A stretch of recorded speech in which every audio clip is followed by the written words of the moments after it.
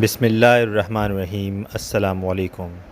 روزہ رسول صلی اللہ علیہ وآلہ وسلم کے حوالے سے بڑی خبر آ گئی۔ خبر کی تفصیل میں جانے سے پہلے اگر آپ ہمارے چینل پہ نئے ہیں تو براہ مہربانی چینل کو سبسکرائب کیجئے اور اس اچھی خبر کو دوسرے مسلمانوں کے ساتھ بھی شیئر کیجئے۔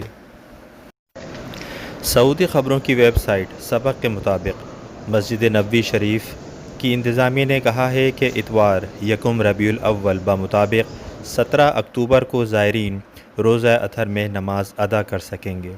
الحمدللہ رب العالمین، یعنی مسجد نبوی شریف میں روزہ اطہر شریف کو 2 ہفتوں بعد عوام کے لیے کھول دیا جائے گا۔ روزہ اطہر میں نماز کی ادائیگی اور زیارت کے لیے اعتمرنا ایپ سے اجازت نامہ حاصل کرنا ہوگا، بالکل اسی طرح جیسے عمرے کے لیے اجازت نامہ حاصل کیا جا رہا ہے۔ زائرین تمام حفاظتی تدابیر سمیت سماجی فاصلے اور ہدایت پر عمل کے پابند ہوں گے۔ روزہ اطہر میں گنجائش کے حساب سے 75% لوگوں کو داخلے کی اجازت ہوگی۔ واضح رہے، وزارت حج و عمرہ نے اعتمرنا ایپ جاری کر دی ہے اور کچھ دن قبل اس کا اینڈرائیڈ ورژن بھی جاری کر دیا گیا ہے، جسے ڈاؤن لوڈ کر کے عمرہ یا روزہ اطہر میں نماز کے لیے اجازت نامہ حاصل کیا جا سکتا ہے۔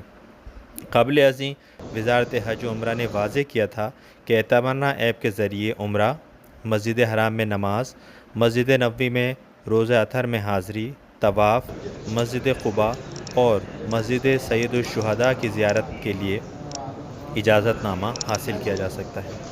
تاہم ایپ کے پہلے مرحلے میں صرف عمرے کا اجازت نامہ جاری کیا جا رہا تھا اور اب انشاءاللہ روزہ رسول کی حاضری کے لیے بھی اجازت نامہ جاری کیا جائے گا۔ اللہ تعالی ہم سب کو روزہ رسول میں حاضری کی توفیق عطا فرمائے اور ہماری حاضری کو قبول فرمائے۔ السلام علیکم ورحمۃ اللہ وبرکاتہ۔